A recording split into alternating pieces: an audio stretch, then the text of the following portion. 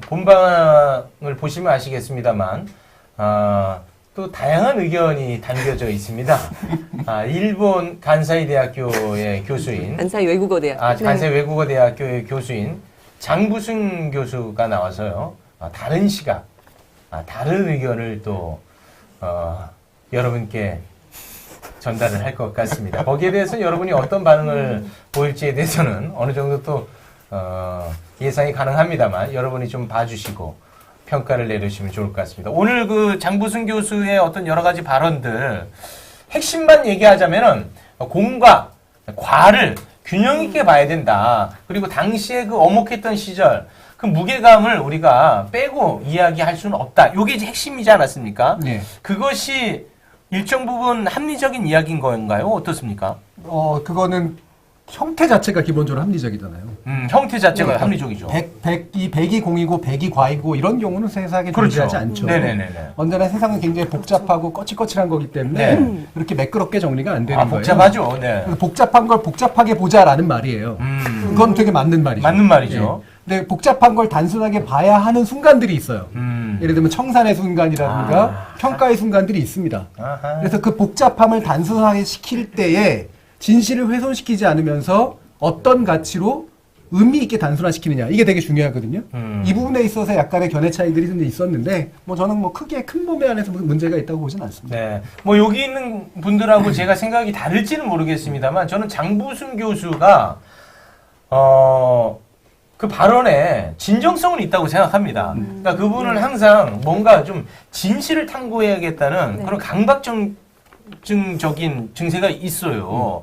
그래서 그분이 어떤 누군가와 결탁하고 이해관계가 얽혀 있어서 그런 발언을 하는 거는 아니라는 거는 좀 알아주셨으면 좋겠어요. 조선일보에도 기고하고 오마이뉴스도 기고하고 한겨레도 하고 그러니까요. 자기 합리적이라고 판단하는 거에 그죠? 의해서 활동한 사람이니까. 네. 최근에 오마이뉴스에 장부승 교수님께서 초계기 관련한 글을 일본 초계기 관련해 가지고 연재를 하셨는데 제가 검색해 본 기사, 제가 봤던 기사 가운데서는 굉장히 그 포인트마다 분석적으로 많은 정보들을 담고 있는 그런 분석 기사였습니다. 그런 분석 기사는 사실 국내 다른 언론에서는 사실 저는 못 봤습니다. 네.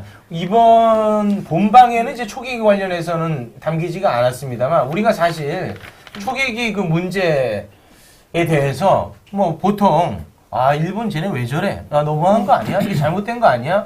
이렇게 이제 단순화해서 생각하는데 뭐가 옳고 그른지는 여러분이 판단할 몫인데 그 부분에 대해서 나름의 진실을 찾아가는 그 과정을 글로 다 썼더라고요. 그런 거에 대해서는 우리가 좀 존중할 필요가 있지 않나 생각합니다. 어떻습니까?